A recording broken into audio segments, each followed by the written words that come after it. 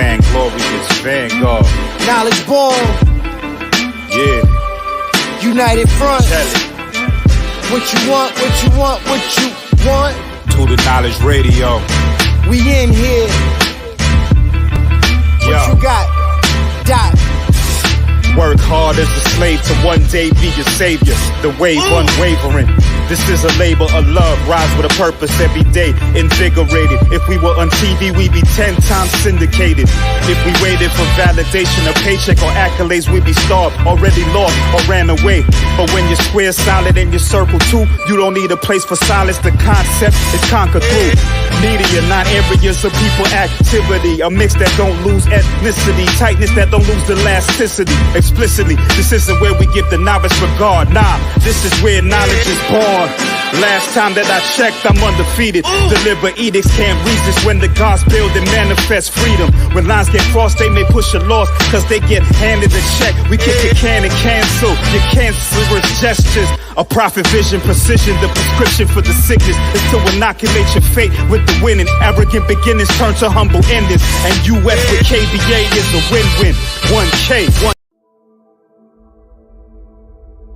It's very difficult for people to change their beliefs. That's exactly why it's very important for us to raise our children and socialize them and educate them appropriately with the right beliefs. Because whatever those children believe, by the time they're 12 years old, they're not likely to change it again.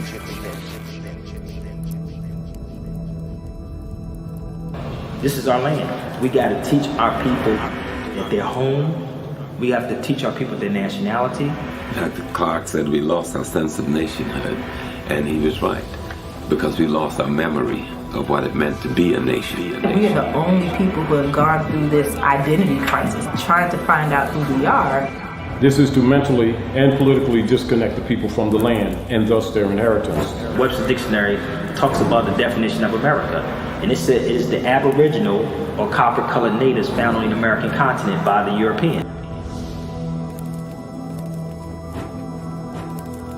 In an effort to deny the African origins of culture and civilization, Europeans have paid money to send people in to excavate.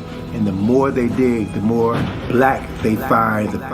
And I've often said that in order for oppression, racism, slavery to have existed, you had to have every major institution in America complicit. In other words, everyone had to sign off on this. When you got a murder, when you got to rape, when you got to distort, when you got to lie, when you got to deceive, when you got to undermine, when you got to practice genocide against other peoples in order to feel big up yourself. There's nothing supreme about you.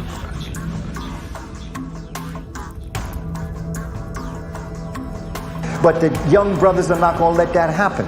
Then out of this, you're going to have this movement of people. You're going to have the dynamics of the civil and the human rights movement. You're going to have this music, these words that are raising up our consciousness. Meaning that music creates the consciousness, creates the information formulation that human beings use to make decisions. And they set up the Illuminati. That's really, they're taking the honor and put a what you call negative spin on it.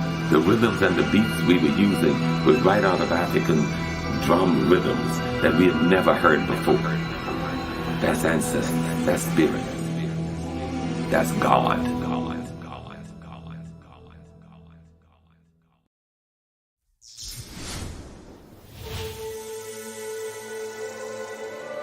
Everybody has a story of how things became what it is.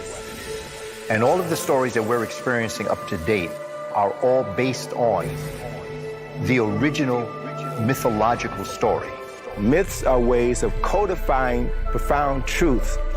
And so in order to pass on the knowledge of these things, our ancestors began to put them in the form of stories. Because myth becomes a way of speaking to that. And it's all considered to be mythology because it is based on a belief. And then we create rituals that reinforces the logic and the knowledge of the myth. The story then goes into a ceremony that is constantly going to remind people. That's where the rituals come in, where we began to practice this, what they call Assyrian drama. This story, this African story of an African trinity, is over 6,000 years old. There's several different pieces of that story that are in direct correlation to the story of Jesus. Scholars know this. Why do they allow people keep thinking it's a religion unless they have an untoward agenda? And it's very clear that they've created a lot of confusion.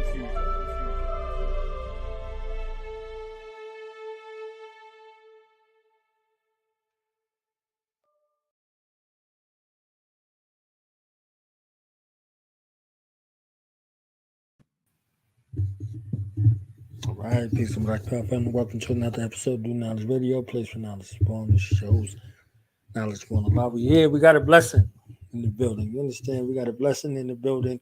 We got a sound alchemist, I'll say. We got a sound alchemist and a true storytelling reformationist. One who's here in our midst that cared enough about how we look and how we sound and who we are, and more importantly, the stories and narrations that have been told about us over the years to say, you know what? I'm not content with what I see. I'm not content with what I see. I'm dismayed by what I see. So instead of me simply folding my hands and being disgruntled about it, I'm going to take it upon myself and use my visionary talents and skills and gifts to present us with an offering that's beneficial of the people and the lineages that we descend from. So we got an ascended master with us here today to give us some cinematography, audio perfections, storyline for these beautiful offerings that we're teaching our children with, that our children will be able to teach our grandchildren and have an oral family tradition that's centered around our greatness, not simply our demise. So it becomes my honor and privilege at this time to introduce some, present to others, the remarkable visionary mind, our cultural reformationist in the building, who uses the cinematic lens in the same way that Gordon Parks used it to humanize and to deify Black art and history. Our brother Amadeuz Christ, welcome to the platform. Peace and love to you. Man, I don't know if I could live up to that introduction, brother. I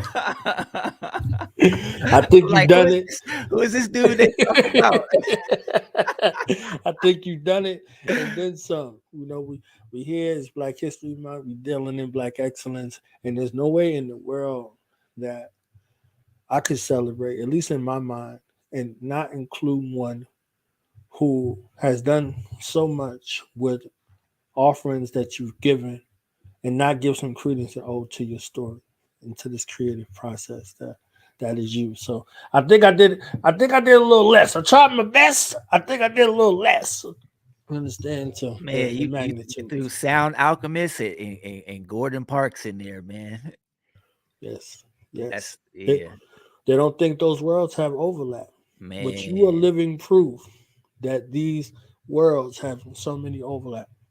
So for you, out of everything that you could have been doing in the world, you know, you could have made an atom bomb or anything. You understand what I'm saying? What was it for you, my brother, that got you started, got you sparked on this path of making sound palatable and making Black cinema more palatable? It's crazy how you keep referencing the sound. Because the music has always been there. It's always been the most important part to all of this. The music has always been the glue, pretty much to everything that I've done in my life. To answer your question, I guess it was just the artist in me. Ever since I was a little kid, I remember drawing comic books, and my earliest childhood memories is me running. You know, my parents would be sleeping in the bed and I'd run in there and jump into bed with them when I was like, I don't know, 4 or 5 years old. And I literally had made my own comic books using Teenage Mutant Ninja Turtles. I used to love drawing Teenage Mutant Ninja Turtles, and I would make my own comic books and staple them together. And I would go and jump into bed and wake my parents up and make them read my comic books. And then I was heavily into video games. I was just a big nerdy kid growing up, heavily into Nintendo, Zelda, Final Fantasy, role-playing games. And I guess I always had the drive to kind of create and make my own. Like everything that I would play, I would visualize it as my own. Everything that I would see, I would visualize it as my own. So I remember I used to like write letters to Nintendo and pitch ideas, and they actually wrote me back a couple times, and they never like accepted it. I'm a kid, but it was just inspirational to have like Nintendo respond to me. So that was always a motivator. And then when I got a little bit older, my grandmother, my grandmother ran a daycare. She had a doctorate in child psychology, and she ran a few daycares and preschool. And somehow she got connected with somebody from Disney, and she hooked me up. I guess she sent the dude my artwork and my drawings and stuff like that. And he became like very, very, very interested in me, and he wanted to make me his protege, but that kind of fell through. I guess as a kid, you don't kind of value opportunities and stuff like that. You know what I mean? Because you don't take it seriously. But I guess that had the impact of letting me know that my talent was to be taken seriously at a young age. Eventually, that would lead me down a path. I didn't really take to drawing too much. I ended up going to college for art, but I ended up dropping out of college because I wanted to be a rapper, right? So I think that was what kind of made the major impact on me, was when I got introduced to hip hop. I'm from the Bay Area, you know what I mean? West Coast. I think the first album that I heard that really had an impact on me was It Takes a Nation of Millions by Public Enemy. And I remember watching these music videos, Fight the Power music videos, a lot of MC Hammer's videos, MC Hammer being from Oakland. And I remember the cinematography of these videos, like the Too Legit to Quit, and all these videos just had crazy cinematography. I was a big Michael Jackson fan. I used to come home and watch Moonwalker every single day, and Thriller, greatest video all time. You know what I mean? Thriller probably was my biggest like cinematic influence as a kid, and me watching Michael Jackson and just really like him putting me in his world. You know what I mean?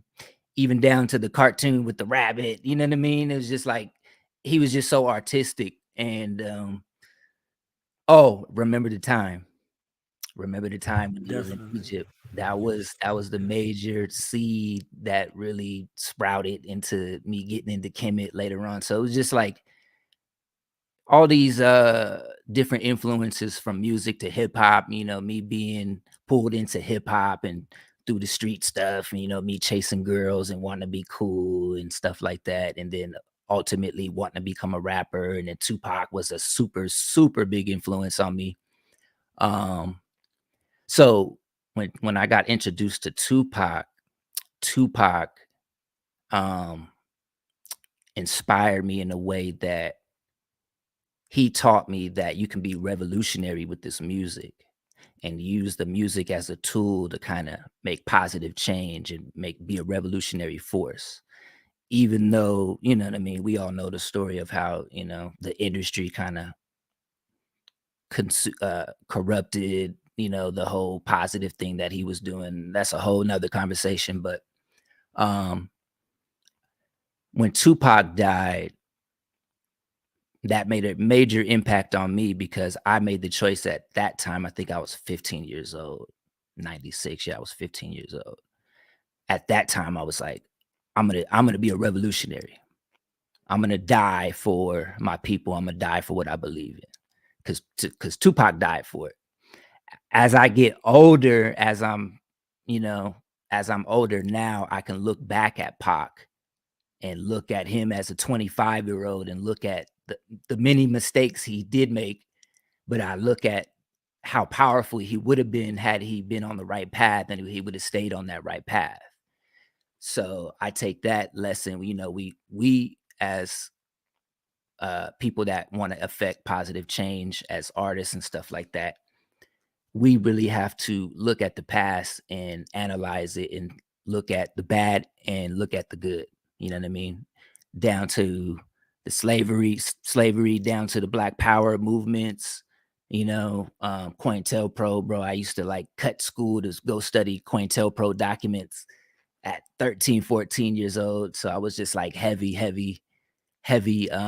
into the revolutionary aspect, but still want that, just, you know what I mean? Still want to be a kid and still having fun and still running the streets. So, and then I got into the corporate world. We could go on and on about my story. I don't know how much you want to know, but look, I want to hear whatever you want to share. Yeah. I'm here. You got the latitude, we got the time, we got the space. So eventually I did do music. Never thought I would be a filmmaker, and never thought I would be a producer of music. I just thought I would always be the rapper. But I never had the ego and the bravado type attitude to really make rap work for me. I ended up releasing a couple albums.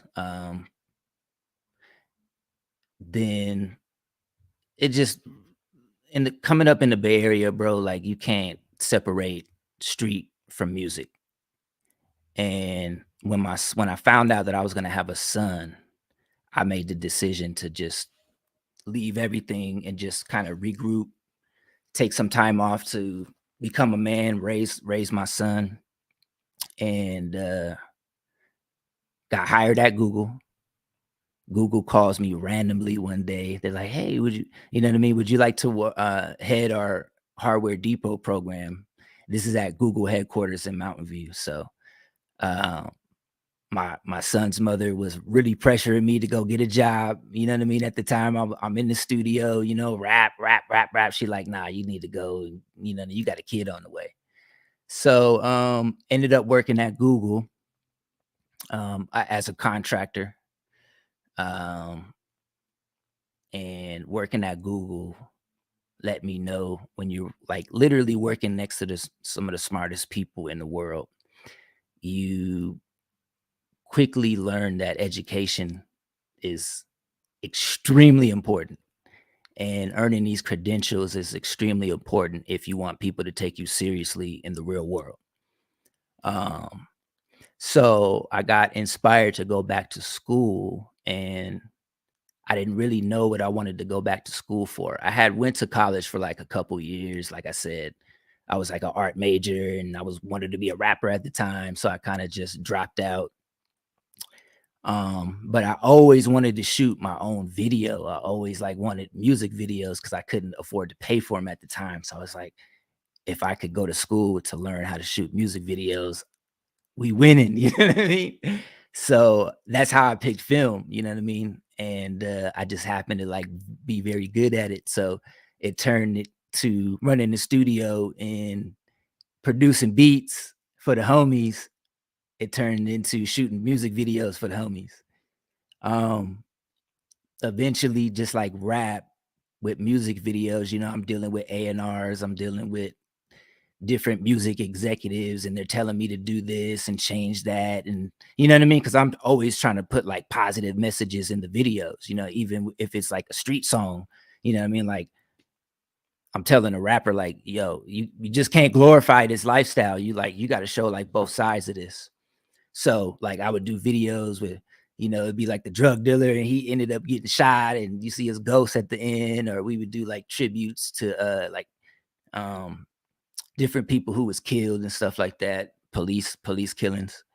So after a while, I felt like I hit like a dead end with the music and in the music videos, as far as like my creativity and me wanting to not be contained and not wanting to be told what to do. So that eventually led me around this time. It was like 2012, 2013. I'm really like coming into like knowledge and awakening. You know what I mean? So I had the idea to like, you obviously use my talents to do something positive for my people. So my original idea was to do a film about where Black people are. In the beginning of the film, I just wanted to include like maybe like 10 or 15 minutes about where we were prior to slavery. Because at that time, I didn't really know, you know what I mean? I didn't know that that was the majority of our history. So I started researching it, and I'm like, oh, this is a much bigger picture. So around this time, I'm at Google. I have all this downtime in my office. So I'm browsing YouTube, and videos start popping up. You know how the universe kind of speak to you. So Dr. Claude Anderson videos start popping up. Dr. Amos Wilson videos start popping up. Dr. John Henry Clark videos start popping up. Dr. Ivan Van Sertima videos start popping up. Professor Kaba Kamene, back in those times, when these videos were being produced, he was known as Booker T. Coleman. I'm watching all his videos, and I'm just soaking all of this in, and eventually I'm posting all of this stuff on Facebook, just making all these posts. And at first, like, people would start challenging me on this stuff, because it's like I'm posting stuff that nobody never heard before, and it just sounds crazy to the average person, right? And then you start actually researching the stuff, and you start challenging me, and I'm fighting back, you know what I mean? So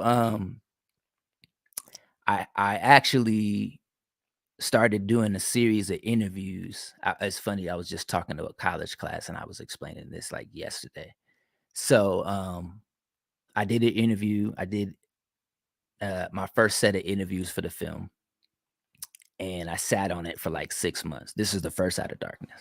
Sat on it for like 6 months. Didn't really think doing a film was possible. I didn't think like I'd be able to do all of the steps to release a film, right? Because it's just me.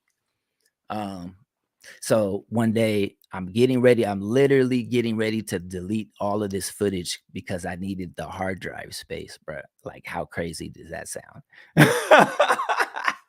So I needed the hard drive space because I was like, I had to, at the time, bro, I had walked away. At this time, I had walked away from my job at Google. Just walked away. Told them, went on a leave of absence. Leave of absence. Told him I'll be back in 30 days. I was like, this is not working for me. And I was like really supporting myself through doing music videos for people, making like between $500 and $1,000 a video. You know what I mean? It would take me like 2 weeks to do it. So I was making like $2,000 a month shooting videos. So at this time, I needed to shoot this video, and I needed the hard drive space. So I'm about to delete all this footage, right? So then my homeboy Dirk calls me. Dirk Pate, my homie from Oakland. He's a well-known producer. He went to Berkeley Music School in Boston. So he calls me. And Dirk would call me just periodically, maybe like once or twice a year, right? So he calls me this, it was a Saturday morning, and he's like, yo, Dirk would always call me to talk about Tupac. He's like, yo, Tupac's still alive. No, he's in Cuba. I'm like, Dirk, Tupac is not alive. So we had these arguments, but he was like, yo, real talk, bro. All that stuff you be saying on Facebook, all them Black history posts. He was like, you need to make a movie about that stuff. And I'm like, yo, I got this. I actually started doing that. I was just like about to delete this footage right before you called. He was like, bro, nah, turn that into a movie. And literally, I hung up the phone with him and started working on Out of Darkness. So I just finished the rest of the interviews, did a couple more, hooked up with Sabir. Sabir introduced me to Professor Small. Sabir put me on the phone with Kaba. Like, I had been talking to Kaba prior to that, but just only through email. So Sabir actually like put me on the phone with him, talked to Kaba, got his blessing, arranged to fly him out, and then what else? Oh, then Sabir hooked me up with Taj Tariq Bey, and we filmed that in Sacramento.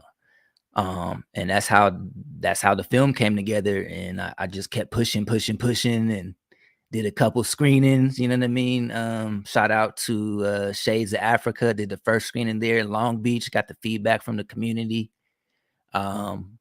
working on the music. And yeah, bro, I know I've been rambling, but that's basically how it came together. And eventually, after that was released, I go to Egypt with Tony Browder. Ended up going to Egypt twice, went to Sudan, went to Italy, went to the Vatican, and then with that, all of that footage, that's where you get Heavy is the Crown. And here we are. That is, I'm telling you that it's so rich.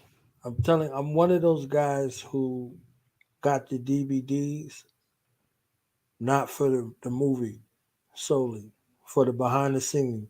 If the DVD came with a behind the scenes, I every single bit of the behind the scenes. If HBO did the making of such and such, I'm all in that. I'm all in that spot, watching all of the behind the scenes footage. You know, this is way before YouTube. So YouTube comes when a film comes out, they all hush hush about the interview. After the film comes out, it's a billion interviews that are available. So I'm listening to every single interview from the director, from the cast together. I'm listening for their stories, their character stories, their stories, their experiences while shooting the film. I want to know every single detail that I can find out before I give an analysis of the film. Before I say anything about the film, I want to get everything I could get. So I'm giving it the credence that it's due. You know, Appreciate that. It's so much. There's so many intricacies. There's not enough that you could possibly say about your experience because it's yours. You see what I'm saying? It's yours. As I'm explaining it, I'm fast forward. I'm like, yeah, all of these parts. I'm going through the history and the visuals, and I'm like, I gotta say this part and say this part, but it's so a lot, important. bro. Like Look, if you don't write the Out of Darkness book, hire some people that's book writing, that write books, to write the books, dictate it to them, however you need to do, because there's so many things that we don't know. We don't know what it took. We don't know the sacrifice that went along with it. We don't know that you was about to not do this because of what you were doing at the same time. Yeah. We don't know how these things didn't connect, but they connected the entire time. You were looking for representation that you did not find, so you were pitching your ideas outward in preparation for you to do these things your own. Like, I got to do it myself. These things have to happen. And there's further evidence. Your homie called you to talk to you about Tupac and was like, yo, on the real, what you're doing has to be done. And you took it and you went with it. Because you could be like, man, my homie tripping. He think Tupac's still alive. You understand what I'm saying? Like, yo, if he would have called me 2 minutes later, that footage would have been gone. I did this show August 29th of 2015. My first episode was What is Consciousness? I was on Blog Talk. You remember the Blog Talk circuit? Everybody was on there. And I thought the show went horrible. I thought the show went horrible. My homie Preach, he called me later on that night. It was like, yo, man, you sure you ain't did radio before? You was like a natural. You was introducing everybody crazy. You had the show flowing. It was going. And I'm like, what show did he listen to? Because I'm freaking out. I have no background. I didn't even know how to work nothing. So literally, if he didn't call, I would have never did another show. That's interesting.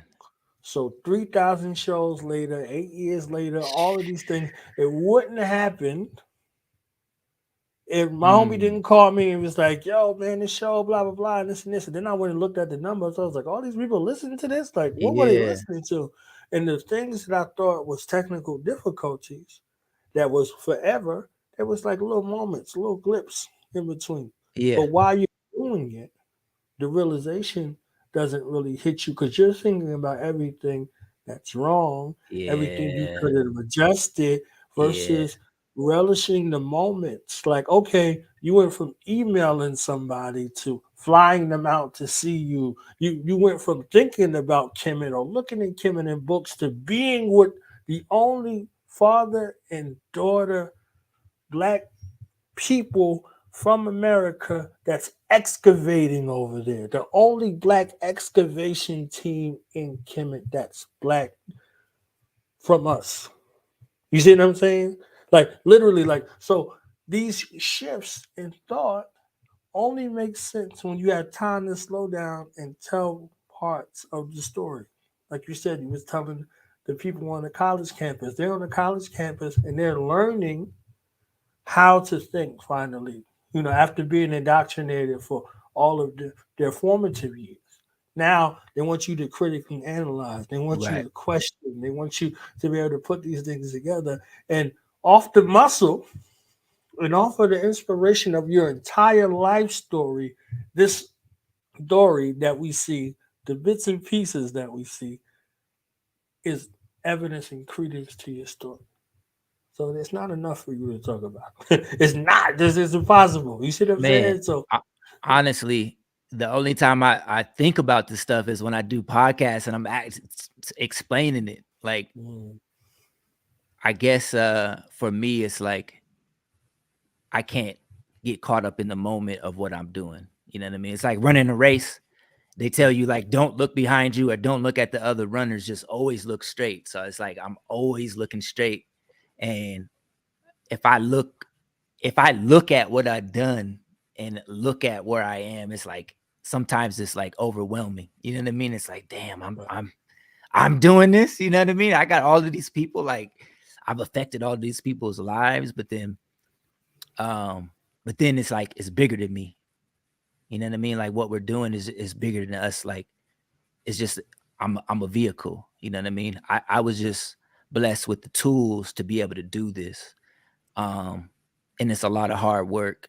You know what I mean? It's a lot that goes on behind the scenes, just even the biggest thing is like being a father, you know what I mean? And going through that ordeal and trying to raise a son, bro. Like that's the real story, bro. You know what I mean? That's like the real story behind, and that's the story. Like I wish I could really tell in its entirety, and maybe I'll be able to tell that story one day, like you said, like put it in a book or something.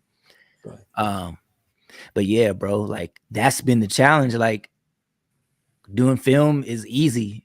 You know what I mean? Like doing editing is easy. Like raising kids and raising a son in this world, in this day and age is like, that's what's difficult. And that's what, I think that's what makes everything easy for me. You know what I mean? If I could raise my son, then I could easily do film. I could easily do music. You know what I mean? But, yeah, your film was your child before your child. Like these are your children. You're raising these children at the same time. Like your love for music, your passion, your desire to get the voice out there, to be seen, to have proper representation. These are all children that were placed on your mind, and you didn't neglect any of them. You understand? Like you could have neglected any of them at any point in time. So you're raising up your children simultaneously. So the patient father that you are, the kind father that you are, come from the sacrifices that was devoted to the raising of this determined idea that come from your mind. Like, sticking and staying steadfast, remaining steadfast to that which you said you was going to do. Like they say in the entrepreneurial world, long after the spirit that you said it in is gone. So so that's where discipline comes in. So that young man, that young God that you building, you see what I'm saying? Like that building Seven Media, like that your media company, your child, your family life, everything that you're building and raising, is in that same spirit. You see what I'm saying? It's in that same spirit and same mind frame. So Someone paid attention to you, so you're going to pay attention to someone else's story. You're going to give credence to someone else's story. And Absolutely. the beautiful thing about it is that y'all can tell the story together, because he's going to give insight from where he is and what it was like for him, and you're going to give your insight. So that's something that, another thing that you could do. So one of those things in regards to storytelling, they call it cross-media storytelling. So how many aspects and ways can you tell the same story through a multitude of mediums? So we got the Outer Darkness video game, the Outer Darkness board game, the Outer Darkness trivia, the Outer Darkness playing cards, the Outer Darkness comic books, all of these things that come from the original concept to tell a story. That's why all of the stories are told on the TV. So they figured out now, like Wu-Tang the American Saga came out for its final season yesterday.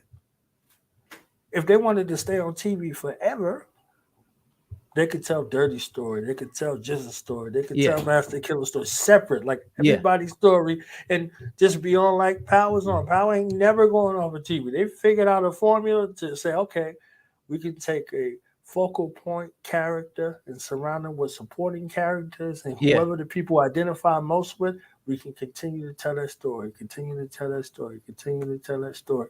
So there's aspects that you included in a documentary, and then you had to take some things out. That's additional footage that you could use for, Dr. Small, Professor Small himself. You see him, Taj himself, Sabir himself, however it goes, Dr. Joy, her story. You see what I'm saying? Like, so it's really endless and vast, how it goes in regards to that, from that to merchandise to all of those things.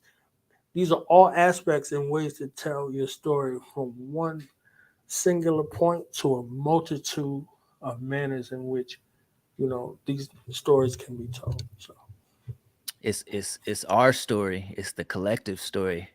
You know what I mean? That's my story is a piece of it. You know what I mean? Just like Professor Small, he will always say, we are all God.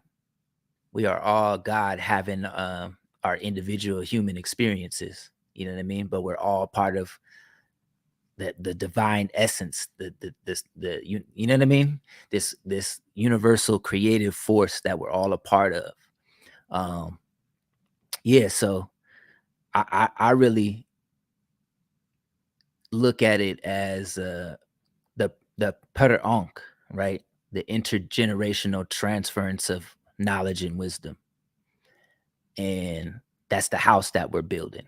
You know what I mean? Just like building 7, we got to, everybody's a mason. You know what I mean? Everybody's building, everybody's doing their job. You know what I mean? This is just my part. You know what I mean? My part ain't more valuable than the next man's part. It just looks a little shiny. You know what I mean? Because I got the little visual thing going on. But I think like I said, bro, we're all doing our part, man. It's people that's doing real work in the community, man, that you'll never hear of. You know what I mean? People that's giving their lives to this movement, to this struggle, to the betterment of our people, to progression. And you're never gonna hear their stories. You know what I mean? So I think it's imperative for all of us to just use our skills and talents to tell our story. And you know what I mean? Keep digging up the past. It's like digging in the crates, you know what I mean? Digging in the crates and sampling and taking something old and making it new, you know what I mean? And putting that shiny buff on there, putting them drums on there, you know what I mean? And repackaging it and selling it. But it's the same thing, bro. Nothing is new, you know what I mean? We're just individuals blessed with certain gifts and talents. And any kind of recognition that I could get, I respect it, but I try not to let it go to my head, because I know that ego is a beast, you know what I mean? And that ego will get in the way, man. So I just try to be the best example of a man that I could be for my son and for the community. And I think that just being a man of principle and showing what that looks like, you know what I mean? To not only my son and myself, but to the world, you know what I mean? Definitely. So the selection process, what was that like for you? And what was kind of the goal with each person's story that you encountered that you wanted to display? You talking about for the people that's in the film? Correct. Really, these were just the people that I was running across, just coming into consciousness. You know what I mean? It's kind of crazy when you think about it, because it's like, if you look at everything like the Matrix, you know what I mean? It's like the Matrix, the algorithm is like feeding me information, you know what I mean? As much as we say we're all trapped by the Matrix and it's a computer simulation and this is what was fed to me, you know what I mean? I didn't really choose to come across these people. These people came across me, you know what I mean? But these were just the individuals that I guess were the locksmiths to opening the doors of knowledge for me. Does that make sense?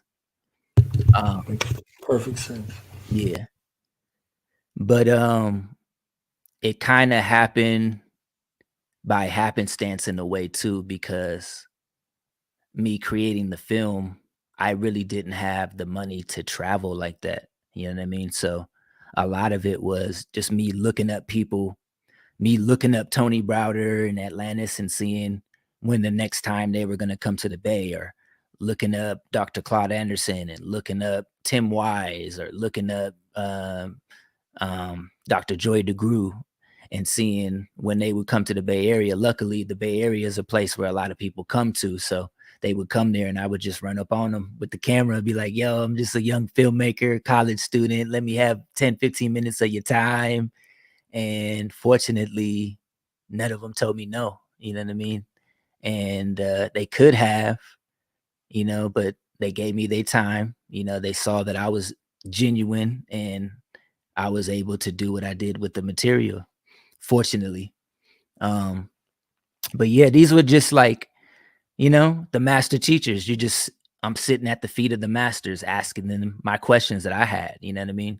That's what Out of Darkness really is. It's just like, these were legit questions that I had, just me, like as a student sitting at the feet of the master teachers, you know what I mean? And you just get to see, because I'm filming the process of me asking these questions and learning, and then taking that information and just putting images on top of them and doing animation. I mean, to me, that's the easy part. You know what I mean?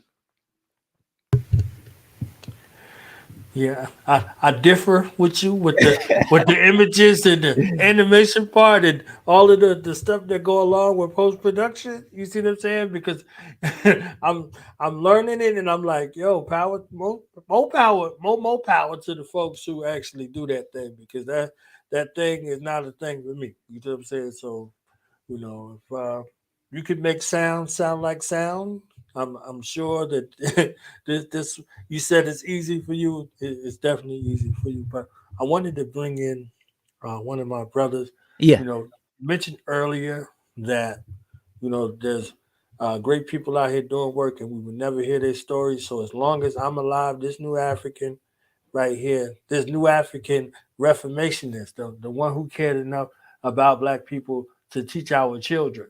We neglected our children. We say we love our children. We'll do anything for our children. And then we send them to our enemy to get educated. That sounds like abuse. You understand what I'm saying? So this new African and his royal wife, they got together, 10 years ago and gave us a liberation school. You see what I'm saying? A liberation transformative academy. And we're going to hear from him and his lovely wife tomorrow, because that's Black excellence personified. We can't wait till we don't see him no more to recognize him. So, right. Through your cinematic lens, I'm gonna bring on a brother who was so affected by this documentary, so he can have, his moment to speak with you. Uhuru Academy's own, my brother, your brother, Baba Amin Ojabo in the building. Peace and power, black power. How y'all feeling? Peace, fam. Peace, fam. Hey, knowledge born Allah. What's happening, brother? Hey, I'm telling you, there's only a couple of people I want to hear from in life. Okay, 2 of them on the screen, and 1 of them is in the chat. I'm telling you. Right. Hey, you bringing the Giants on this week, man. Brother Christ. Look, that heavy as a granite out of darkness. The part 1 is the shit. Okay, it is amazing work, right? Amazing work.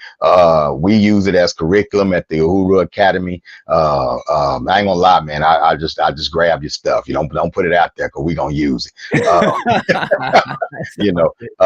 This heavy as the crown. This part 2, the heavy as the crown, is such an impactful work. Not only did you provide me with some powerful material to suggest to my parents, right? Many of whom deal with coming into consciousness and worrying about a conflict between the spiritual beliefs they had growing up and learning our story, and the documentary is such a powerful bridge, right? That makes it all make sense. Like, okay, I've been believing in, okay, this is the source material. Yeah. Okay, this is the source, but I am believing in the right thing. I'm just not believing in the right source, right? And so powerful, man. We have a group we call the Black Revolutionary Film Club, and as soon as the documentary dropped, we don't get mad at me, man. I share my screen and let some folks watch it, on my dime, but we watched it as a group. And we discussed it, had a powerful discussion about it. We have an adult Black history class that meets on Sunday. On Sundays, we're going to be watching it this Sunday because we're talking about Nile Valley civilizations and the Nile Valley contribution to Western so-called civilization. And that heavy as the crown, man, that's one of the greatest documentaries about us to come out in a long time, brother. Great job. Man, I appreciate that sincerely. And thank you for that. Asante Sana Modupe for doing it, man, for putting that work in, because I know it required sacrifice. It is not easy, it's not cheap to do that. Some negotiations behind the scenes to make it available to us on Tubi and other platforms, and work to you and your team, because I know you ain't do it by yourself. So great work to you and your team, black man. Appreciate it. I got an excellent team behind me too. Shout out to Vondell Williams and Toby Tansel and Gifted C. Johnson. I say, they say black folks can't come together and do nothing. Whatever. Oh, we doing it. We just getting started, man. Yes, sir. To me, man, this is just practice. This is just practice. Like I have a big IP project I'm working on, man. And it's gonna incorporate books and series and shows and graphic novels, comic books and video games and just just everything, like all the nerd stuff that I grew up on. You know what I mean? Yeah. Oh man, look, the Uhuru Academy is a blurred factory, bro. We're a blurred factory, man. We have a writing club. Our children are designing their first comic book anthology right now. You know what I'm saying? Through our writing club, and we're partnering with independent black comic book writers that are actually volunteering and coming on board and teaching them about illustration and concepts and elevator pitches and the whole 9 yards, man.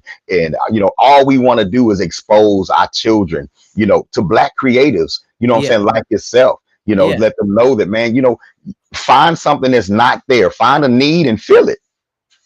Right. And they need a creative outlet for all this information that they're learning. We have a gaming club, where they're using the Unity engine to learn how to design their own games. but they want to do games with us in them. You know what I'm saying? Like you know, it's like they was like, Bob, I mean, we're gonna do a fighting game. It's gonna be Malcolm X versus Martin, you versus Nat Turner. You know, and everybody gonna have a special power. Malcolm X, when he do his killing moves, he's gonna say by any means necessary. Like, you know, it's like really just really cool ideas, you know, and we want to empower young people to do that. And I want to honor you, you know what I'm saying, for opening up your creative center and showing that just because we grab this information, that don't mean we got to stop creating and stop engaging in technology and engaging in things that we enjoy. You know what I'm saying? And I'm curious, like, how was that for you? Did you ever have feel a conflict of interest, like, okay, now that I know all this information, I got to get serious and stop reading comic books, or you know what I'm saying? Or did you instantly know, hey, I can apply this to the things that I love? It was the comic books that got me interested in this stuff. It was video games that got me interested in this stuff. It's the desire to create my own video games and comic books that's like driving me. That's what all of this is for, is driving me forward, because I know the importance of how it was for me, like when I was describing before you came on, seeing these images as a kid, right? Seeing Michael Jackson on TV as a kid, seeing MC Hammer from down the street, you know, MC Hammer from High Street. I live right off of High Street in Oakland. That's okay. 5 minutes, 2 minutes down the street, and this brother's on TV making movies and with James Brown, and you know what I mean?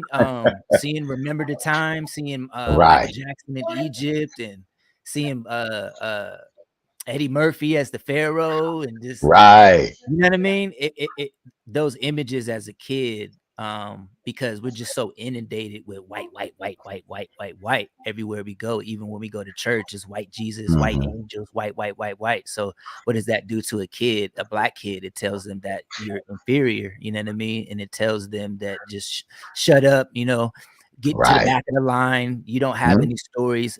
Meanwhile, little do we know, all of these comic book stories that everybody's creating is really going into Africa and really stealing all of this stuff from African folktales. Period. And they just putting a little spin on it, you know what I mean? And then they're making billions of dollars a year. So this nerd culture, man, and comic books and movies and Marvel, it's not like it don't make no money. These people are making $100 billion of dollars for every film that they release, man. So we need a piece of that pie, man. You know what I mean? And the sooner we can get the kids creating and give them an outlet to express themselves, and you know what I mean, just show that you know, that they can actually create things with their mind, like how you call me a sound alchemist, like an alchemist, just creating something from nothing, you know, and being able to monetize our creativity, being able to make money from nothing, you know what I mean? Just our mind and our creativity, that does a lot for a child, you know what I mean?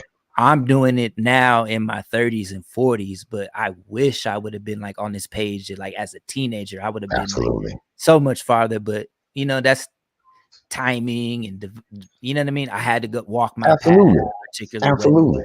But yeah, man. Do you know when they built the Great Pyramid, somebody had to lay the first brick. Right. Out of 2,300,000 stones, somebody had to lay that first one, knowing they might not even see it be finished, but they had to lay the first one in the exact spot that it had to go in, or the other 2 million would be mute. You know what I'm saying? And also, just to give these kids another blueprint, because when I was growing up, it was just all about rap, basketball, being an athlete, gangster rap, you know what I mean? And that was the path. You either had to, you know what I mean? It was just gangster rap or athlete, you know what I mean? Yes, sir. I'm well aware of the template. You know what I mean? I want these kids to have a new template, you know what I mean? You don't got to be a street guy. Like, you could have like a street edge, you know what I mean? But you don't got to get caught up in that to be successful. Because what you're looking for is courage. You're looking for strength. You're looking for power. And what our responsibility is to expose our children to different outlets, healthy outlets to express that courage, healthy outlets to express that power, you know. And so with you doing what you're doing, you and your team, y'all shining examples of that, and don't ever lose sight of your value to our community, not just what you create, the output, but the process that goes into it, the transferable skills that it takes to get it started and to get it finished. That's what's invaluable. What was some of y'all's biggest challenges, in the process of getting let's just say part 2 done? Because even though you did part 1, I'm sure there were a whole new set of challenges for part 2. What do you find is some of y'all biggest challenges as a team, to get to the finish line?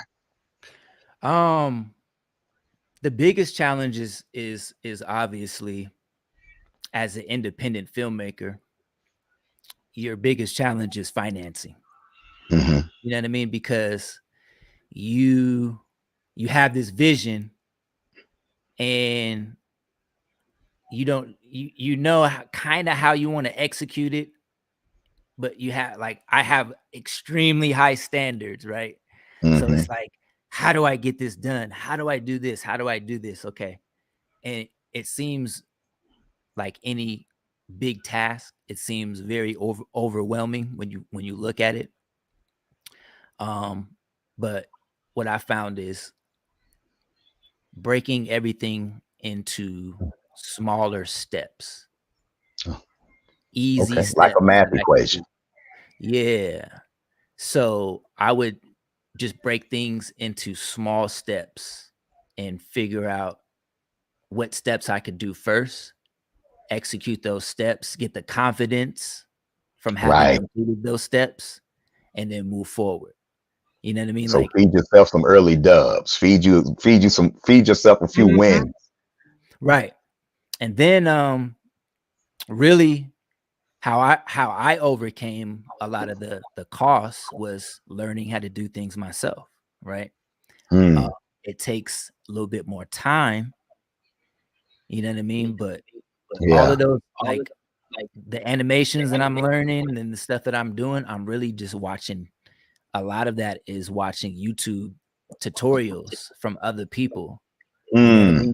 How do I make a fire from scratch? Okay, you know what I mean? It might take you 2 hours. It might take me like all day to learn how to do this. But once I do it, you know what I mean? I might not be able to do it again, replicate it again, but now I have this.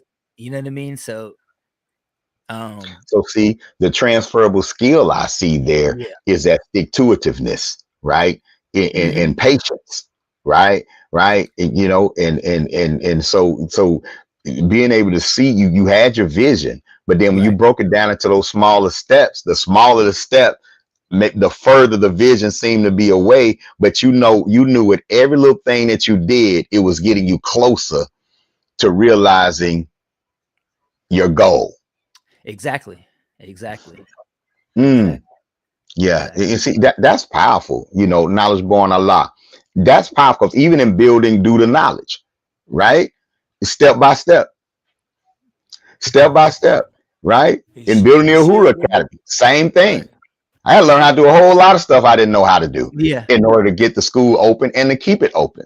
And we went online. For example, we went online in 2015, not because of COVID. It wasn't no COVID. We went online because we lost the building.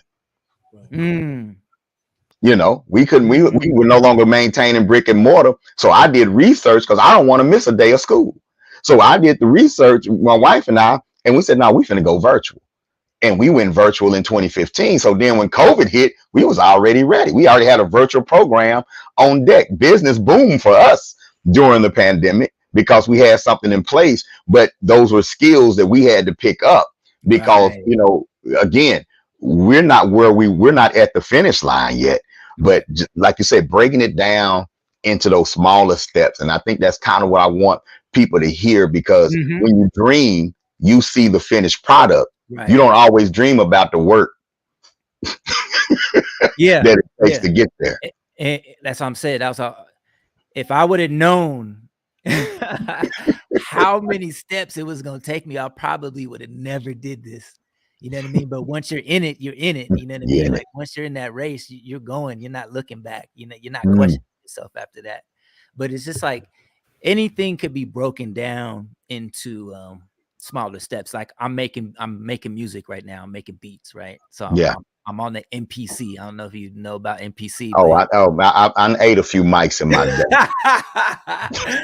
so you know, I'm learning drum programming right now, and then it's like, at first it's like, damn, how do I get my drums to sound like a live drummer, like you know, how do you get that warm sound? Yeah. Get them snares to hit. Get them snares to hit, but then you look at it and it's like, okay, everything's on a grid, and I could break it into 8th notes or 16th notes or 32nd notes or 64 notes. You know what I mean? And then I break it down into 64 notes, and I know how to place everything on that grid. And it's just like, okay, these are the steps. You know what I mean? And just trial and error. And then after a while, it's just like, okay, that sounds good. Let me put these. You know what I mean? Let me switch up this snare. Yes, sir. Yes, sir. You know, but see, that's mathematics, right? Like everything is math, you know. And I know at the school when we teach math, I tell my students, you know, math is a thinking exercise. It's not about the answer. It's about mastering the method and then developing the patience to solve an equation step by step. Because in life, you're going to have to solve your problems step by step. So if you approach this math in life like you approach an equation, if you master and learn how to enjoy breaking down equations, you'll have an easier time breaking down problems and solutions in your life. You know what I'm saying? Because it's all mathematical thinking. You know, and it includes the math that's in your bank account, because the better you become at anticipating and solving problems, folks is coming to you. Now you got a different story, okay? I had a baby ask me the other day talking about, well, do you ever use negative numbers in real life? I say, oh, you ain't seen Bob's bank account. Oh yeah, negative numbers are very real. What you mean? Further away from the zero in reverse. Okay, I've been there. We've experienced the other side of zero before. Hold on. Before Out of Darkness even came out, man, I was literally living off pre-orders.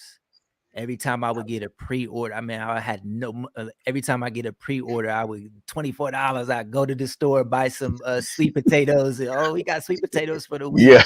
You know what I'm saying? It was ugly, but it ended up working out. It ended up working out. Yes, sir, man. Well, I'm just now meeting you on here, and I was proud of you before I met you. You know, and we appreciate the work that you provided for us as a community. I tell my students all the time, you know, Bob was a student of history. I'm not like Anthony Browder and Baba Ashra-Kwesi. They put their hands in the soil. They went and they grabbed the information. As teachers, we get to take advantage of that and use those tools in the classroom, you know. And so the work that you did as an African-centered educator is invaluable to me, and I appreciate it because you made my job easier. I appreciate that. We open with that. You see what I'm saying? We open with that. So Baba Ashra-Kwesi went and put his hands in the soil. Baba went and put his hands in the soil, and the mind, and the heart, and the spirit of the new Africans that's going to replace and pick them up and pull them up, dust them all, show them their value and worth in real time, using what was there in that Sankofa effect to look forward. So now when you look forward, looking back looks glorious, and looking forward looks more glorious. That's right. That's so right. You can use the power of the now to empower. Right. So, if you ask our students who's the first superhero, they say, "Hey, Roo." Yeah, man, you know, big. They say, "Hey, Roo," you know, and you broke down the story. You know, like we teach the story, and so now I have a visual that goes into even more detail to put with that. You know, and that's invaluable because of the psychological effect. You know, it's one thing about the visuals of comics. Like, yes, we can definitely generate income and revenue with it, but there's a reason why the American Psychology Association puts a stamp inside of every comic book. And that's because each of these stories have a psychological impact. It's more than just entertainment. They co-opted the story of Osar Aset and Heru. You see it in everything. The Lion King. You see it in everything because of the psychological impact that it has on people who identify culturally with the characters in that story. Powerful. So great job, man. I'm still learning, and I'm still a student, man. I say. I'm really just standing on the shoulders of the giants, man, and Dr. Clark, and I say, like I said, Dr. Amos Wilson. Same here, man. Dr. Ivan sir. Van Sertima, you know, Dr. Sheikh Anta Job, you know, Yeah. Runoko Rashidi, Yes, Tony sir. Yes, Browder, sir. all Shaka the Musa Barashango, all the greats, man. yeah, all the Yes, greats, sir. man. And they their paved the films way. were their books. Their films were their books. So through the books, we got the chance to look into their mind. Imagine if they had a chance with somebody dedicated to sit with them. Everything we didn't get in the book. You see what I'm saying? Everything we didn't get in the book. George Jim James, yeah. Chancellor Williams, Destruction of Black Civilization. You can't leave out Dr. Francis Cresswell Singh and Mama Marimba Ani, you know, Rugu, you know, and I mean, that's just a great generation, you know, people who belong in our history books. Right. You know, they belong in our books. Their names, you know, should be remembered because they're providing us with the tools that we need to uplift ourselves mentally and spiritually. So, yeah, man, it's a beautiful thing. It's a beautiful thing to be a part of. As hard as the work is, as much sacrifice is required, nothing beats the feeling of actually being in the action. Right. And you know what I'm saying? Nothing beats that feeling, man. So, you know, what's the next project? Look, Born. Now I'm interviewing like a mug. Look. We got don't invite me on, man. This is why I don't get invited, man. Look, we doing the same thing. You see what I'm saying? I was slow rolling into, you know, what he wanted to do next. I didn't want to know. I didn't know if he wanted to share with the family or not. So I'm like, all right. Absolutely. Because I know, you know, you gave a good vague answer, like, you know, we're gonna get the video today. But what's up next, man? What's up next? Specifically, what we need to be on the lookout for to support. You look out for I'm doing a documentary on the history of Detroit. Okay. Yeah, I've been working on this film since really 2000. I want to say 2015. I've been going back and forth to Detroit, you know, about 3 or 4 times a year. Working on this film, focusing on Black Bottom and Paradise Valley.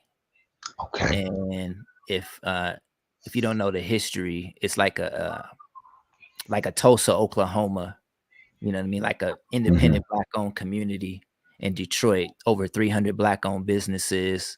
Large section of downtown was owned and all operated by Black folk from about the 1920s till about the late 1950s, 1960s is when it was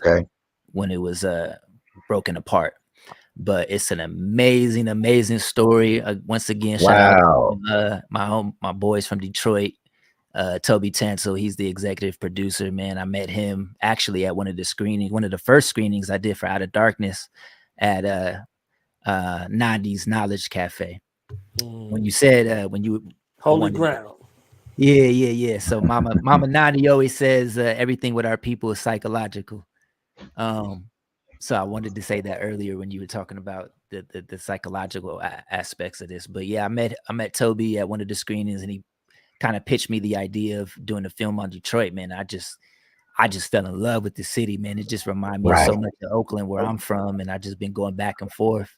And man, that might end up being right now is looking beefy as a 2-part series, but we might end up turning it into a 4-part series. Wow. So that's what I'm working on right now. I'm really like delving way deep into Dilla and really trying to get the music right and really score this film. So we're trying to get that out by the end of the year. If not the end of this year, it'll be early next year that film. All right. We sure gonna be on the lookout for pre-order opportunities and all that kind of stuff, man. That's gonna be powerful. That's what's up. And then we got Heavy as the Crown Volume 2. Okay. Heavy as the Crown Volume 2 is in post-production right now. So then I got the big IP project that I'm working on that all of this is kind of gearing up for. Mm-hmm. And that's probably gonna last me, honestly. I can work on this big IP project really for the rest of my life. You know what I mean? Wow. That's something like I know that's gonna like establish my empire, and I'll be able to hand that down to my son and have him, you know, carry the legacy from there. You know what I mean? I say, beautiful, beautiful. That's what's up, man. That's what's up. You know, so what type of feedback, man? What type of feedback have you been getting? I don't know if y'all covered this already, you know what I'm saying, but what type of feedback have you just been getting from regular folks, man? When they see your films, whether it's heavy as whether it's Out of Darkness 1 or Part 2, you know, what's the feedback that you've been getting? We just did the happy event. I just got back from New York, and we did the happy event on February 4th at the Jamaica Performing Arts Center. And man, the feedback was crazy, man. It's overwhelming because I just see myself as an average everyday person. You know what I mean?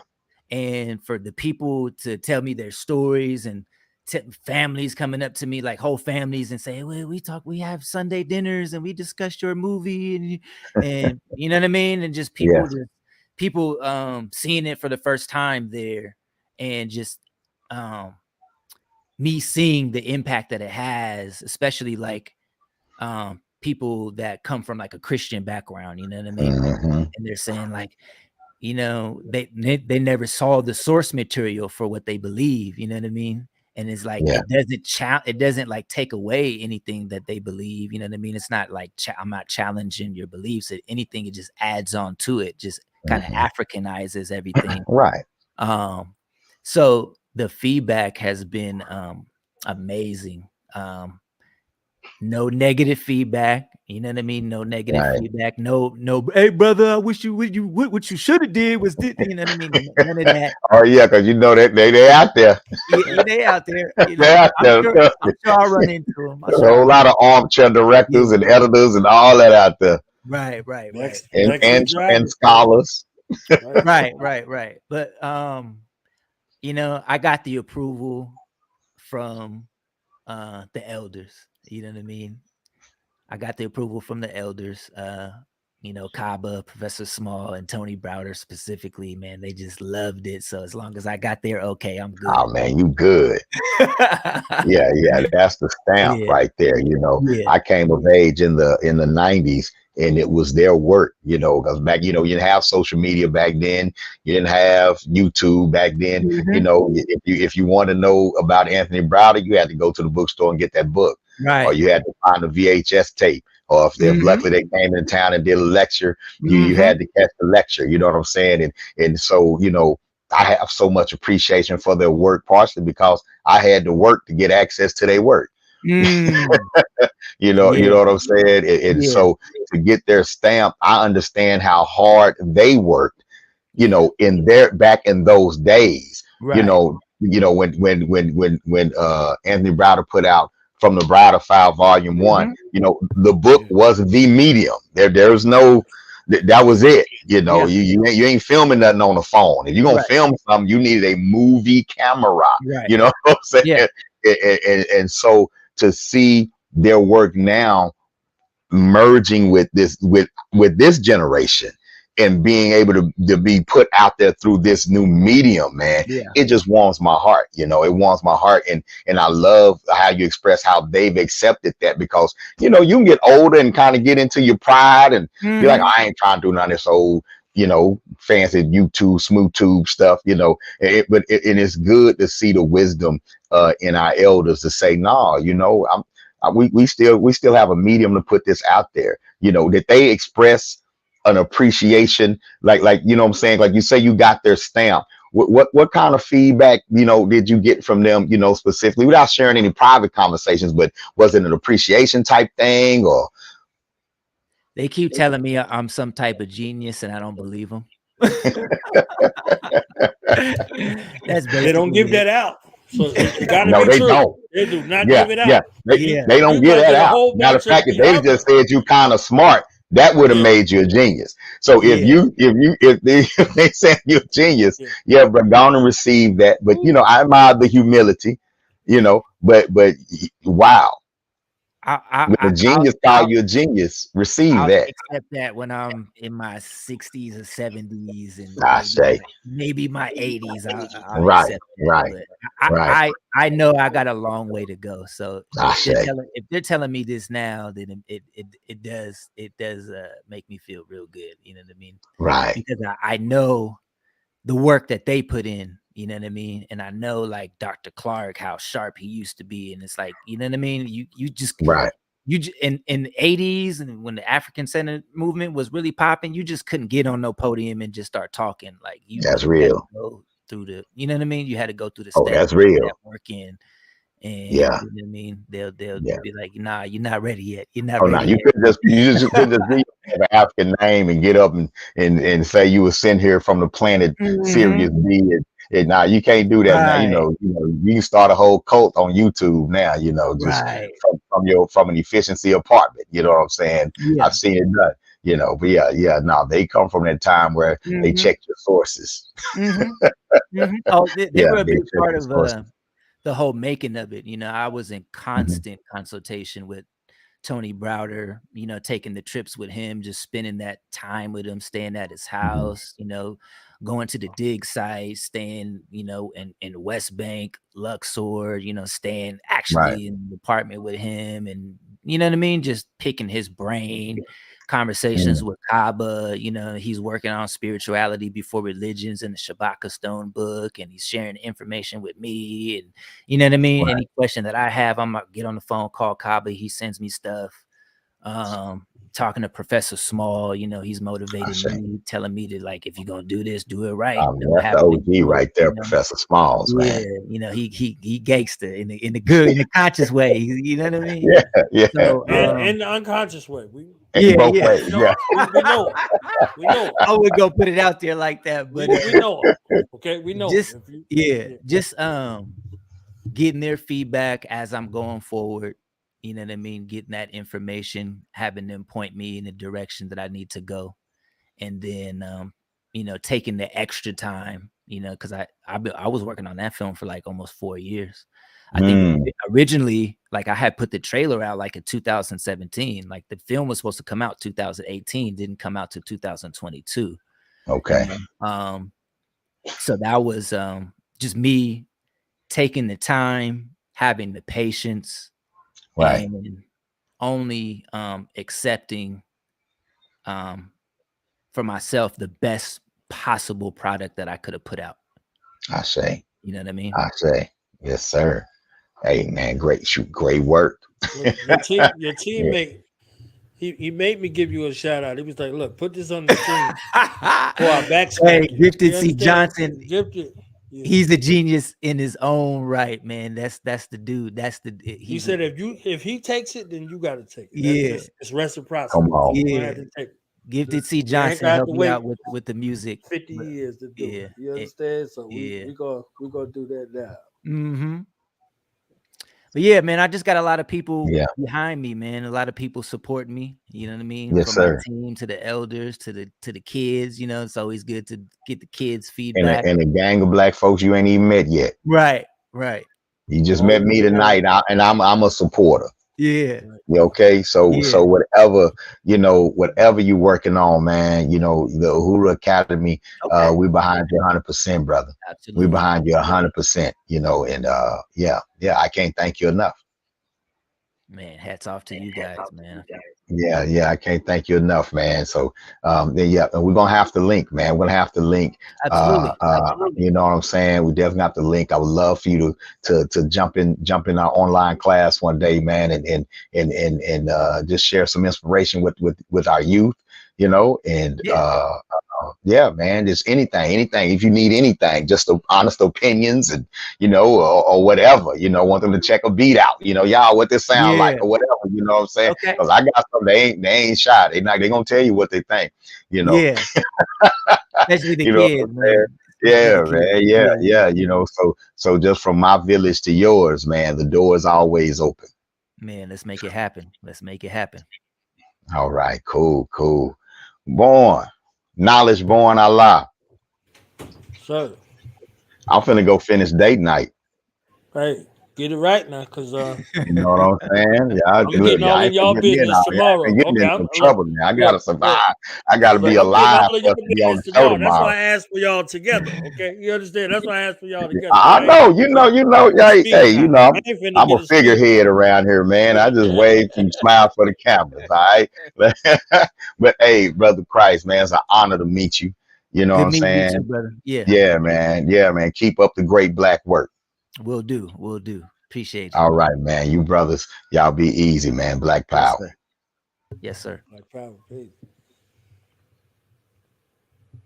Yeah, brother. You see what I'm saying? Like look, the word is spreading all over the world. You understand what I'm saying? Like you you look at an undertaking and you figure, okay, it's for this reason or for that reason, and then you think about all of these things that go past our life.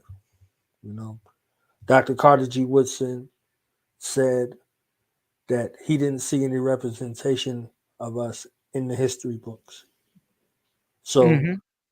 they formed a society to do something about it, to research, to so black people that grew up in this occupation didn't think that our sojourn in life began with slavery. So Mm. from that, that was a problem to be solved. This is where Negro History Week comes from. This is where Negro History Month comes from. This is where Mm-hmm. Black History Month comes from. A determined idea to be a reformist, to rebel against the caricatures and things like that that were embossed in our psyche as we were presented as 3/5 of a human being. Right. You see what I'm saying? So a lot of those things came from that. So I always give honor and credence to that. And then looking at that, from that came a bunch of historians and many other people documenting the places, times, and spaces in history. Gordon Parks did it cinematically. Gordon Parks did it pictorially first Mm-hmm. with the pictures, humanizing, you know, at a time where he was courageous enough to do it. You see what I'm saying? He was Mm-hmm. courageous enough to do it. So, you know, with that, and then you look at black exploitation era, all of those connections and everything that was going on. So every black actor, every black actress that came from that time had a responsibility to seek to show us in a divine light. Right. So you go from the unseen space to the seen space, from the unseen word to the written word to the visual space to the cinematic space to that and beyond in regards to the strides that were made for the proper representation. And even in the documentarian space, you know, if it isn't our eyes and our heart and our mind, how these things can get jumbled up and distorted. You see what I'm saying? Mm-hmm. So now, you know, it's no difference between the black psychologist and the white psychologist, both of them trying to give you Ritalin. So Right. we can't be Ritalin givers of our culture. You see what I'm saying? Right. We can't be passing out the heroin. You see what I'm saying? Yeah. That lulls us back to sleep in regards to that. Yeah. And how do you combat that from your cinematic lens? Like, is it a trouble to keep that in the forefront with all of the other influences that are out here? You know, the popping circumstance, the fleeting moments, the fame spaces, all of that. It could be at times, but it you just got to stay laser focused, man. Um, again, I try not to get caught up in everything else in the world. You know what I mean? I just really stay dialed in. Um, Tony Browder used to just tell us all the time, man, you just got to be laser focused in whatever you do. Um, I feel like there's so many distractions, but a lot of the time, as a creative person, you kind of need those distractions some of the time. You could, because you need to be fluid and flow with a lot of the stuff a lot of the time, as opposed to being too rigid in your ways. You know what I mean? because a lot of the times, especially with conscious folk, we tend to put on the costume and the uniform, and we get kind of set in a particular standard or a particular way of doing things, and it's like you lose the youth, you know what I mean? You lose the wave of what's happening. So sometimes, I'm super dialed in. Sometimes I'll just shut off my phone and 2 or 3 days will go by and I'm just in the zone. And then, another day I just got to kind of unplug from that and just I'll get lost on TikTok or I get lost on YouTube Shorts or IG. And it's just like, you know what I mean? I'm just flicking through, and I know a lot of the stuff is toxic and is poison, but it's like you got to study that because this is what the world is dialed into right now. So if you're not speaking their language, ain't nobody gonna hear you. You know what I mean? If I were to come to talk to the kids and I got a kufi on and some sandals, you know what I mean? They not gonna look at me the same as if I got this hat on and I got my Jordans on. And when I got the Jordans on, I got the kids' attention. You know what I mean? When I talk in a certain way, I got the kids' attention. So it's all about being who you are, be true to yourself, but also be willing to adapt and willing to change and be fluid if necessary. Does that make sense? Perfect sense. Throughout this process, if you looked at the story of your life and the story on cinema, what if you had to list a couple of takeaways from your experience, what would it be? Major lessons, however it go. From me shooting, recording, producing, storytelling, all of those phases that come along with being creatively creative. Being true to your vision. And then being true to your vision, being willing to go the distance to execute that vision, having the patience to see it through, hiring experts to help you with your vision, but also knowing that when you're doing anything creative, for me, it has to happen organically. You might set off with a particular vision or a way of doing things or a way of seeing things. And as you're creating what you're creating, as it's coming to life, different people that are involved in your project are going to add different things, and they're going to bring their own set of skills, and they're going to bring their knowledge and expertise to the table, and they're going to improve the project in a way that you didn't originally anticipate.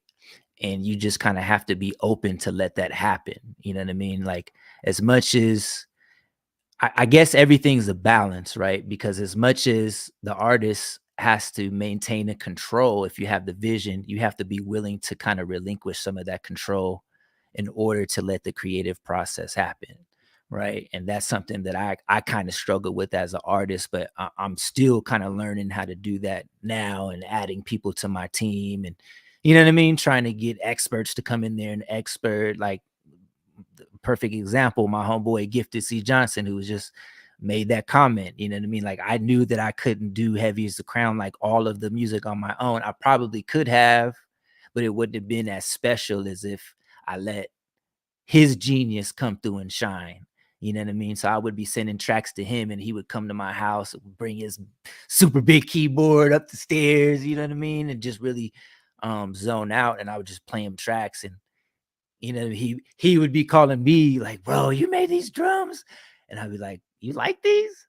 And you know what I mean? But having him call me a genius, that inspired me, because I respect his genius, and we're just bouncing around ideas, and he's going crazy on the keys, and he's bringing my music to life in a way that I didn't hear at first. And I like, you know what I mean? It's just letting things happen. You know what I mean? Letting things happen. And if you're supposed to do it, it's going to happen. You know what I mean? A lot of the times you can't force it. We try to force it. We try to get things out prematurely, but it's all in the divine timing. And, you know, you just got to get on that get on that wave, get on that frequency, and ride that wave. That's the best way I can describe it.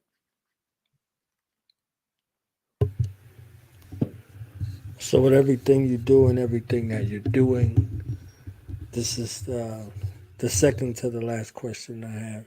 Yeah. Balance and self-care. Like, how do you figure out, is that a priority? How do you figure those things into what you're doing, especially with the creative mind that you have? Being a father again, you know what I mean? Balancing the creative time with being a father. You know what I mean? Because it's one thing to talk about this information and present it, but it's another thing to actually live it and show it to somebody who's studying you and is internalizing everything that you're doing, right?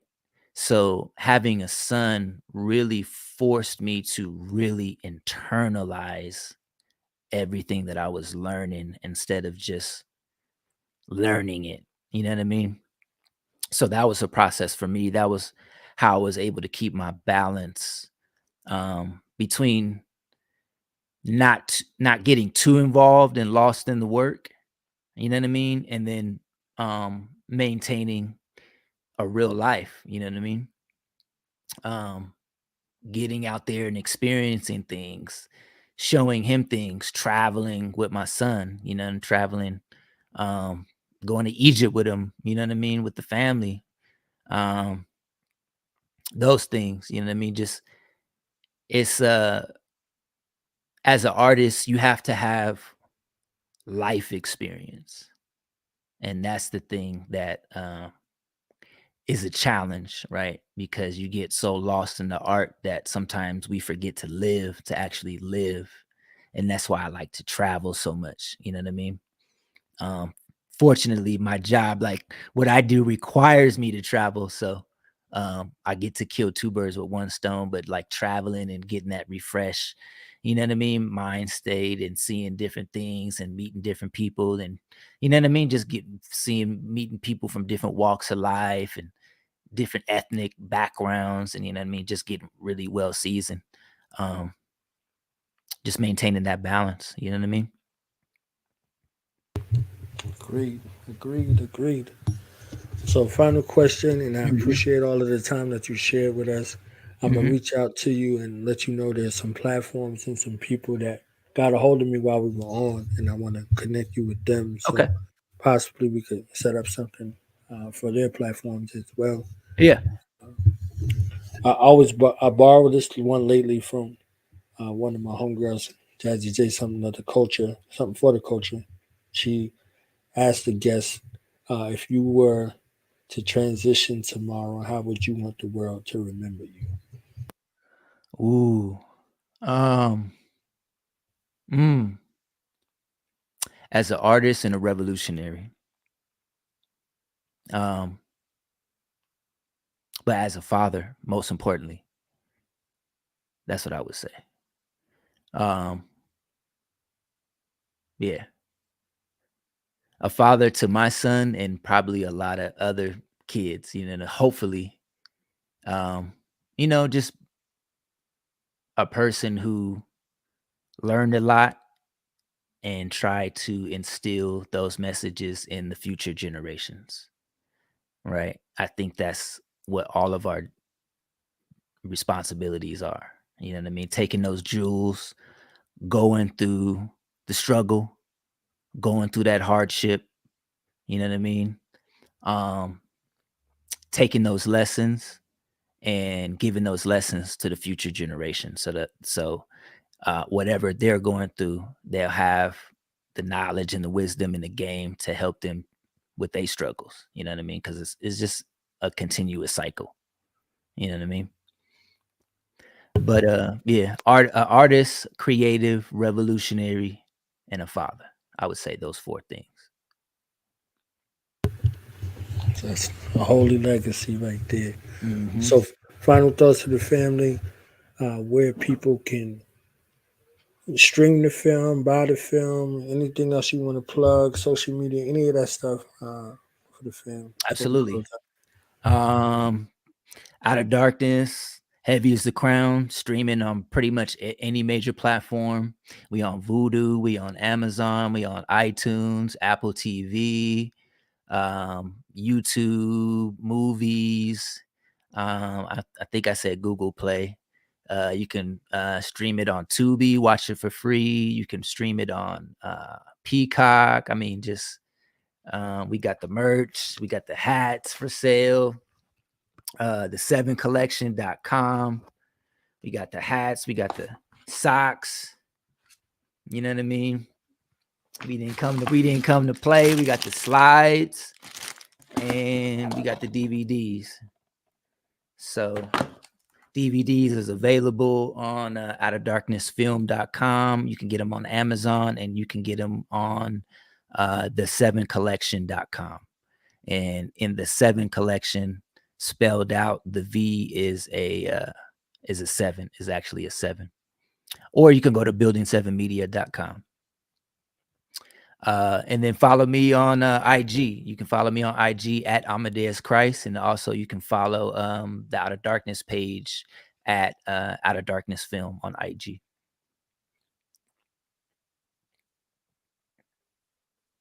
Yeah, watch the film. It's free. You'll love it. You'll love it. Yeah, watch it a bunch of times. Mm-hmm. Get a watch party. Get some watch folks. You see what I'm saying? Mm-hmm. Watch it. Stream it. Write some reviews. Mm-hmm. Get a think tank together. You see what I'm saying? And build on it. And for the media correspondents, you know, we listen to a whole bunch of stuff, and then we complain about a whole bunch of other stuff. Like, this is something palatable for us to share around. This is newsworthy. You know, a lot of the other stuff that we be discussing ain't newsworthy. This is newsworthy right here. News you can use. Mm-hmm. Absolutely. I thank you for your time, and I thank you for your jewels, and more importantly, I thank you for your story. And I know the story is ever evolving, and anything I can do to help support the vision and the goal and the push, you know, this is your home over here. Absolutely, man. I appreciate you for having me. It's been a good time, man. I appreciate the chop up, man.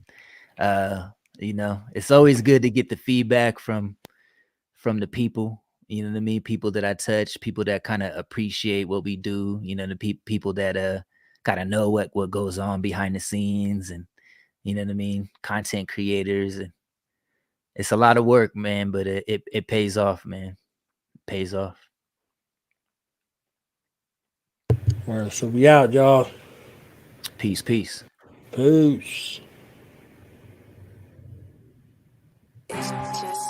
Yo, peace and black power. It's your brother Knowledge from the line. Do the Knowledge Radio. The place where knowledge is born. Knowledge Radio. This is 3K. Think Tank. This is 3K.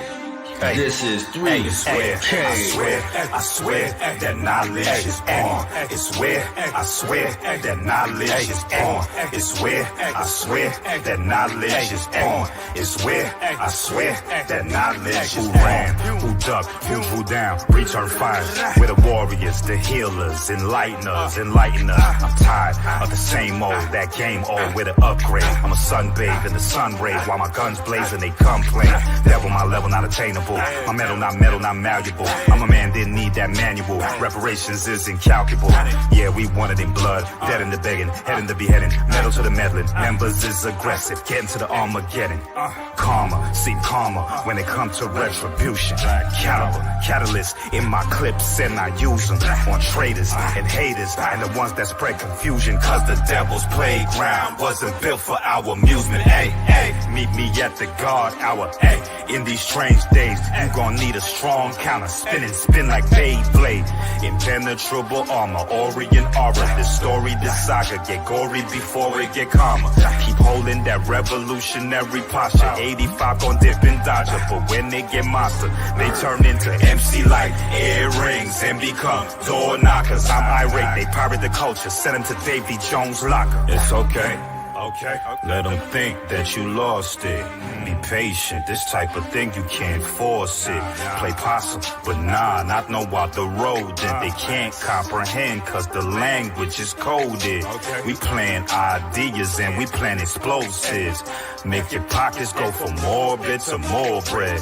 The portal done open, they can't close it. You ain't got a sideline, you could cause more risk. No set birth date, no Dorian Gray portraits. It's about to get ugly and these devils can't forfeit. Ancestral memories, so no, I won't forget. What we building is an impenetrable fortress for sure. Every show is just like a core ship, and my flow for sure tighter than your gal's corset. It's okay.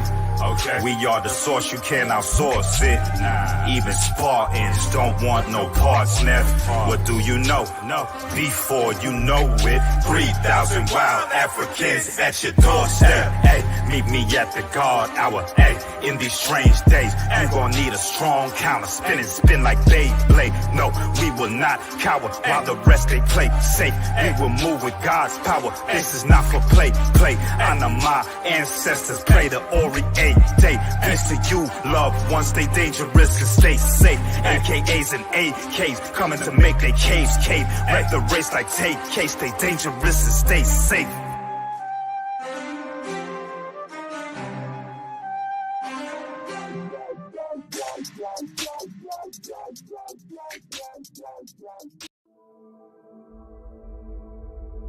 It's very difficult for people to change their beliefs. That's exactly why it's very important for us to raise our children and socialize them and educate them appropriately with the right beliefs. Because whatever those children believe, by the time they're 12 years old, they're not likely to change it again.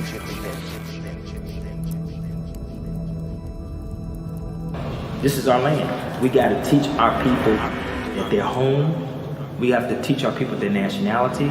Dr. Clark said we lost our sense of nationhood, and he was right, because we lost our memory of what it meant to be a nation. We are the only people who have gone through this identity crisis, trying to find out who we are. This is to mentally and politically disconnect the people from the land and thus their inheritance. Webster's Dictionary talks about the definition of America, and it says it is the aboriginal or copper-colored natives found on the American continent by the Europeans. In an effort to deny the African origins of culture and civilization, Europeans have paid money to send people in to excavate. And the more they dig, the more black they find. And I've often said that in order for oppression, racism, slavery to have existed, you had to have every major institution in America complicit. In other words, everyone had to sign off on this. When you got a murder, when you got to rape, when you got to distort, when you got to lie, when you got to deceive, when you got to undermine, when you got to practice genocide against other peoples in order to feel big up yourself. There's nothing supreme about you.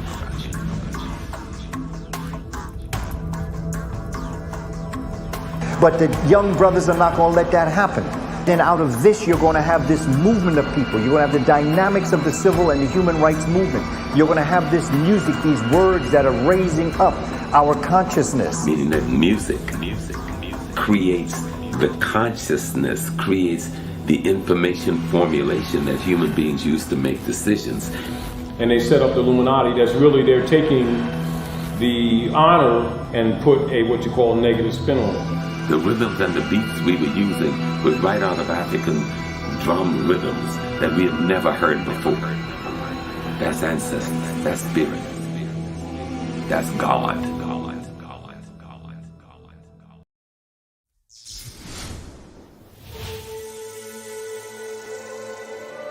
Everybody has a story of how things became what it is. And all of the stories that we're experiencing up to date are all based on the original mythological story. Myths are ways of codifying profound truth. And so in order to pass on the knowledge of these things, our ancestors began to put them in the form of stories. Because myth becomes a way of speaking to that. And it's all considered to be mythology because it is based on a belief. And then we create rituals that reinforces the logic and the knowledge of the myth. The story then goes into a ceremony that is constantly going to remind people. That's where the rituals come in, where we begin to practice this, what they call a Syrian drama. This story, this African story of an African trinity, is over 6,000 years old. There's several different pieces of that story that are in direct correlation to the story of Jesus. Scholars know this. Why do they allow people keep thinking it's a religion unless they have an untoward agenda? And it's very clear that they've created a lot of confusion.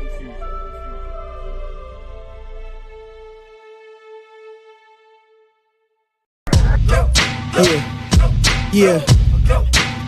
Now we gonna tell them that in front. We tell them like this, yo. I'm an African. I'm a African. I'm an African. I'm a African. Yeah, y'all like that? So no more. This man's mind is open. I'm an African. I'm a African. I'm an African. I'm a. Let's get back to the gritty. Best developed by recognizing the common enemy.